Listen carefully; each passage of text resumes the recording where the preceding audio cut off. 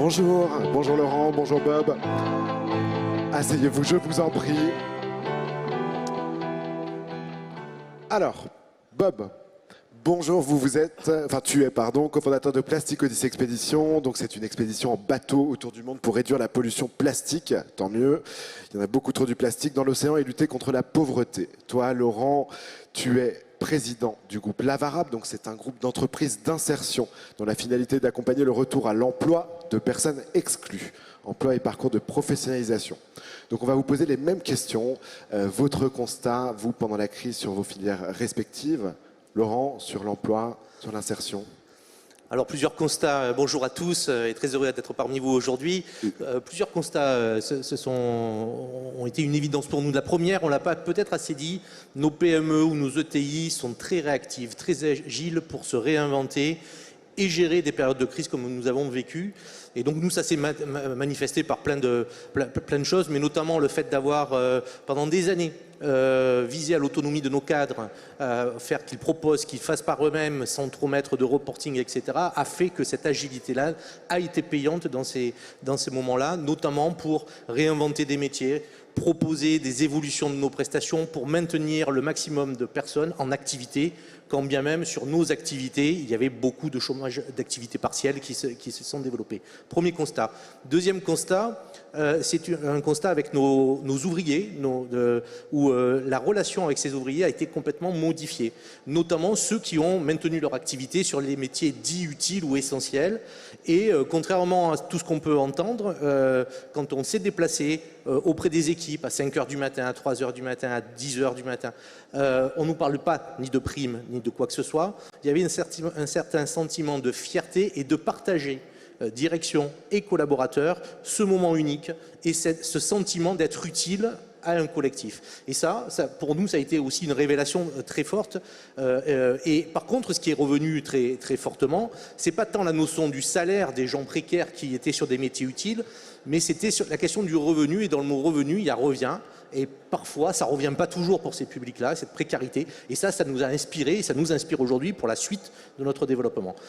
Enfin, troisième constat, c'est un constat qui est lui plus dramatique, mais qui est quelque part aussi le fruit de tout ce qu'on entend aujourd'hui. C'est que ce qui n'a pas été arrêté dans le pays, c'était soi-disant les activités dites essentielles. Donc quand on fait du déchet, tout ce qui était centre de transfert, où il n'y a pas de tri, où il n'y a pas de revalorisation, ça a été maintenu. Tout le reste, y compris les déchetteries, on a arrêté l'activité partielle. Et donc, le fait d'arrêter des choses qui étaient dans l'économie circulaire, qui étaient dans une économie un peu différente, a fait qu'il y a eu un afflux dans les filières dites traditionnelles, qui a accéléré et la propagation du virus et la mise en tension des populations derrière. Et donc ça a été aussi un troisième enseignement pour nous qui nous dit qu'il faut qu'on aille beaucoup plus vite dans notre positionnement métier sur la transition écologique et beaucoup plus vite aussi sur ce qu'on apporte à l'ensemble de nos collaborateurs, y compris les plus précaires. Nous sommes des entreprises d'insertion, pour que justement cette notion de revenu, d'utilité, qui n'est pas forcément du salaire en plus, trouve réalité et soit testée en grandeur nature. Demandez vraiment en 2 mots de nous dire, selon vous, en quoi l'économie circulaire, comment elle pourrait passer de la marge à la norme? Pour l'instant, c'est très en marge, l'économie circulaire. Laurent.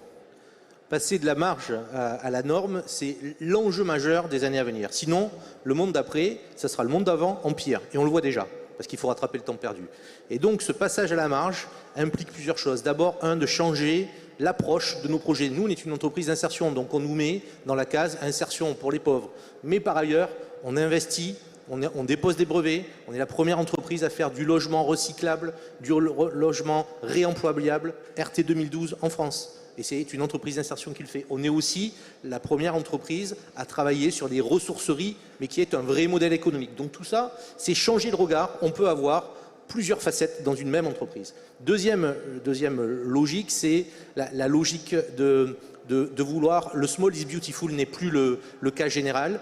Il faut qu'on passe à l'échelle, il faut qu'on se mette dans des boucles où on est capable de développer. Développer, ça ne veut pas dire tout le temps aller chercher des points de croissance. C'est aussi sur nos territoires avec nos parties prenantes, mais ça a été dit et redit, de trouver les clés pour s'associer, pour développer des nouveaux modèles, etc., pour qu'on soit à l'échelle et crédible dans ce monde économique. Et troisième donnée, qui est peut-être la plus importante, c'est la notion du temps. Aujourd'hui, le monde financier, pour la plupart, avec qui on a des partenariats par ailleurs, résonne dans un temps court. Nous, on est dans un temps long. Donc il faut du temps. Il faut du temps dans le monde de la finance, il faut du temps pour construire des équipes, il faut du temps pour construire une relation avec nos parties prenantes, nos fournisseurs. Bon, voilà, c'est tout ça. Le passage à l'échelle, c'est vraiment et faire que l'exception devienne la norme, l'enjeu majeur, et ça se fera à ce prix-là. Donc arrêtons de parler de SS, d'économie sociale et solidaire. Parlons d'économie. Il n'y a qu'une économie dans ce monde. Économie à impact.